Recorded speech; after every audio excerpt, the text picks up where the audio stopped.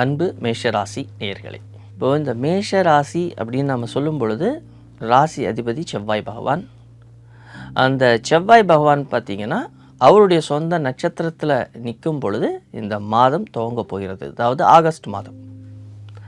இப்போ நம்ம எல்லாருமே ஆங்கிலத்தை அதை பேஸ் பண்ணி நம்ம வரும்பொழுது இந்த ஆகஸ்ட் மாதம் அப்படின்னு நம்ம சொல்கிறோம்.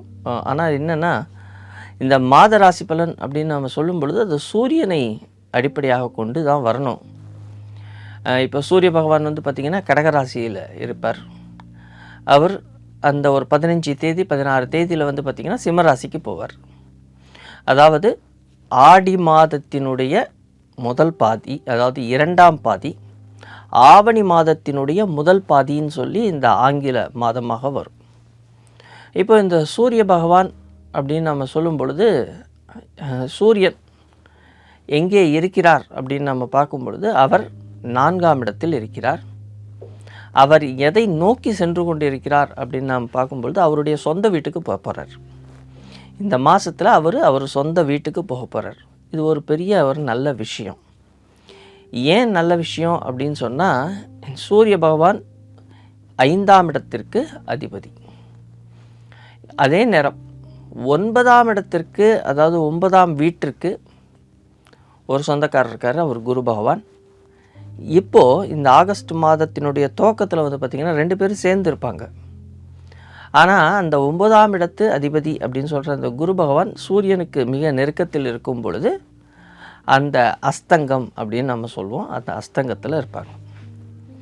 இப்போது செவ்வாய் பகவான், அதாவது இந்த வீட்டிற்கு அதிபதி, அவர் 2ஆம் இடத்தில் இருக்கிறார். அந்த 2ஆம் இடம் சொல்கிறது வந்து தனம். ஏன்னா இப்போது நம்மளை பொறுத்த வரைக்கும் முக்கியமாக நம்ம பார்க்குற எல்லா விஷயமே பணம் சம்மந்தப்பட்ட விஷயத்தில் தான் 80% பேர் அந்த பணம் சம்மந்தப்பட்ட விஷயத்தில் தான் இருக்கிறோம். பணம் இல்லைன்னா இந்த உலகத்தில் இடமே இல்லைங்கிற நிலைமையில் நம்ம பணத்தை பற்றி நாம் பார்த்துட்ருக்கோம். அப்படி இருக்கும் பொழுது அவர் 2ஆம் இடத்தில் இருக்கிறது நல்ல விஷயம். ஆனால் 2ஆம் இடத்திற்கு சொந்தக்காரர் சுக்கிரன், அவர் எங்கே இருக்கிறார்னா அவர் நீச்சத்தை நோக்கி சென்று கொண்டிருக்கிறார். அவர் இப்போ 5ஆம் வீட்டில் இருக்கிறார். ஆனால் என்னென்னா இந்த ஆகஸ்ட் மாதத்தில் அவர் நீச்சத்தை நோக்கி, அதாவது கன்னிராசியை நோக்கி அவர் சென்று கொண்டே இருக்கிறார். இந்த சிச்சுவேஷன் அப்படின்னு நம்ம சொல்லி வரும்பொழுது பணம் வர்றது போகிறது ஃப்ளக்சுவேஷன் இருக்கும்.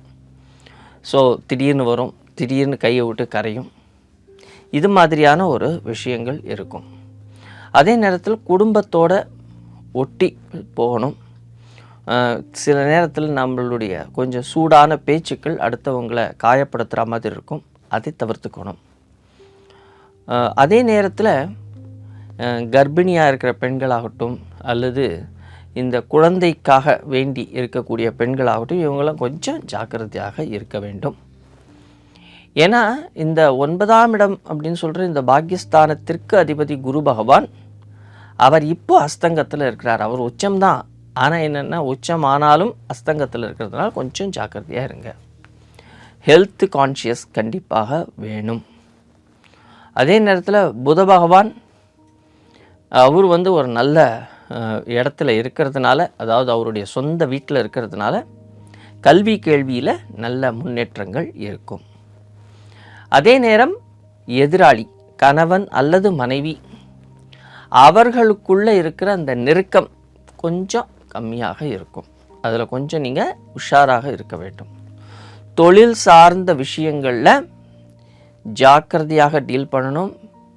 ஏன்னா இந்த சனீஸ்வர பகவான் அப்படின்னு நம்ம சொல்லி வரும்பொழுது கர்மகாரகன், அவர்தான் உங்களுடைய 11ஆம் இடத்து அதிபதி. அவர் 12ஆம் இடத்தில் இருந்தாலும் வக்ரம் பெற்றிருக்கிறார். அதனால் தொழில் சார்ந்த விஷயங்களில் கொஞ்சம் எச்சரிக்கையாக இருக்கணும். சிலருக்கு யோகங்களை கூட அவர் அள்ளி கொடுப்பார். சிலருக்கு ஒரு விதமான சேலஞ்சஸை கொடுப்பார். அப்போ இந்த சிலருக்கு சேலஞ்சஸை கொடுக்குறாருன்னா அதுக்கு தகுந்தா போல் நீங்கள் சில மந்திர ஜபங்களையோ அல்லது கோவில்களுக்கு செல்வதனாலோ அதை நீங்கள் சரி செய்ய முடியும். உங்களுடைய சுய ஜாதகத்தில் எப்படி இருக்குது நிலவரம் அப்படின்னு சொல்லி பார்த்துட்டு அதற்கு தகுந்தாற்போல் நீங்கள் உங்களை மாற்றிக்கொண்டால் இந்த ஆகஸ்ட் மாதத்தில் ஒரு மிகப்பெரிய யோகமும் இருக்கிறது என்பதை தயவு செஞ்சு மனசில் வச்சுக்கோங்க. நன்றி, வணக்கம்.